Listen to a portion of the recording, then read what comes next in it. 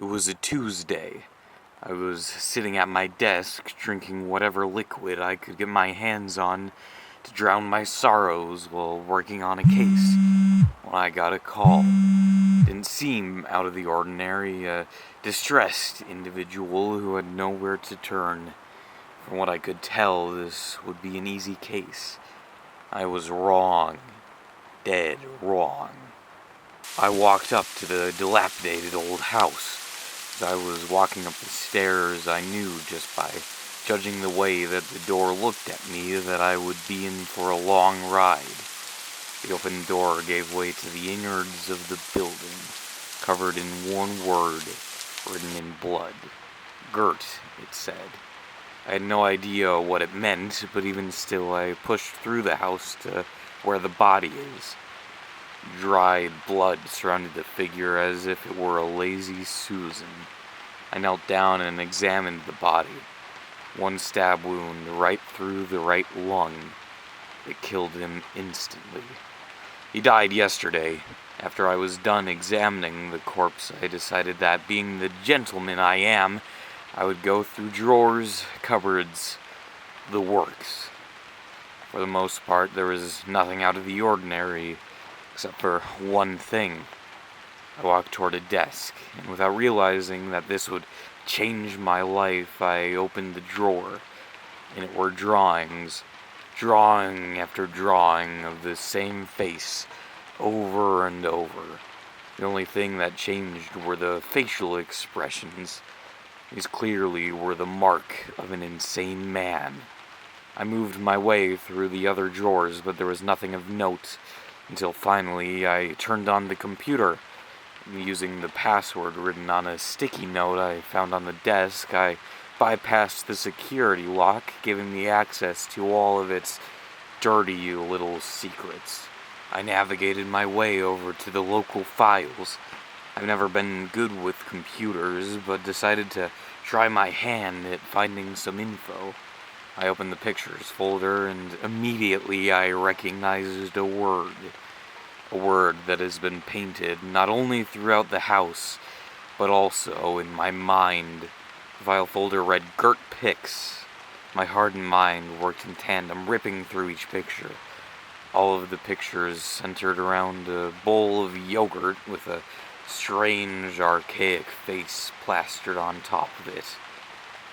They were each labeled Gurt, and then the date, which I presume is the date the picture was taken.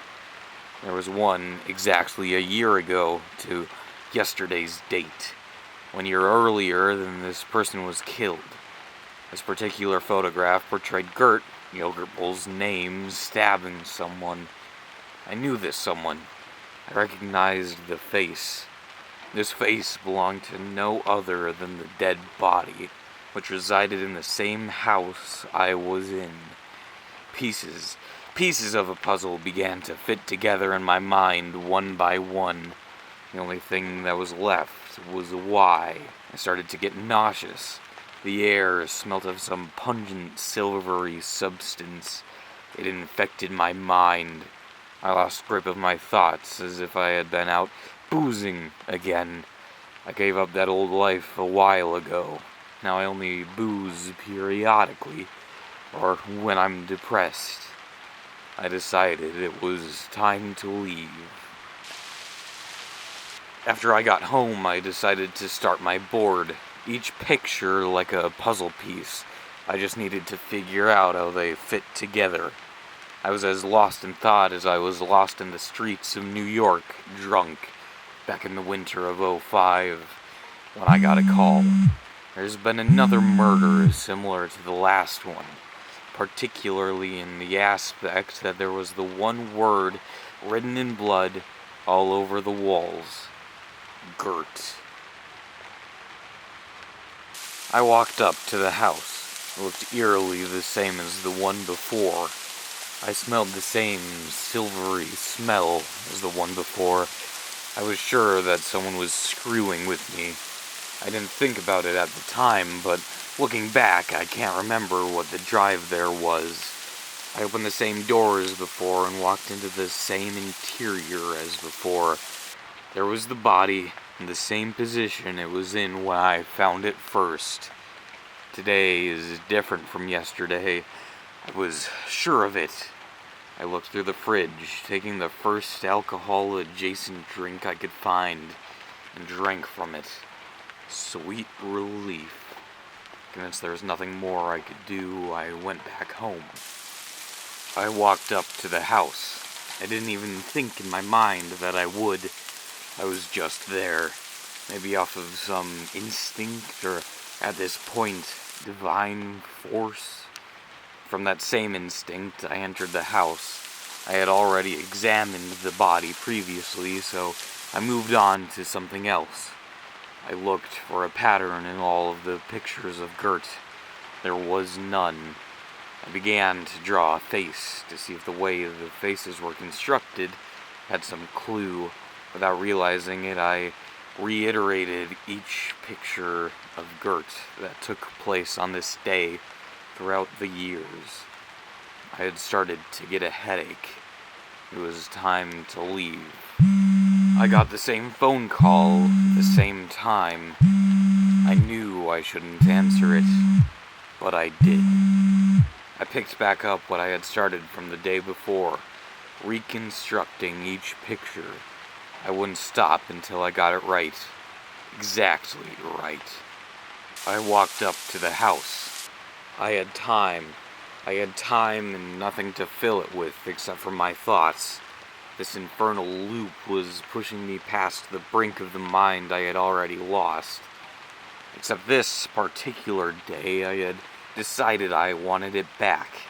I'd embraced the unending pattern of torturous melancholy, and it was time to push it away. If you put a monkey in a room with a typewriter and give them infinite time, they will eventually write a masterpiece. I was the monkey. I had to wake up. I knew I had a life. I knew I had a purpose. Why was I even taking these photographs, drawing the same depraved face over and over again? Why do I keep examining the dead body? And I realized I was the loop.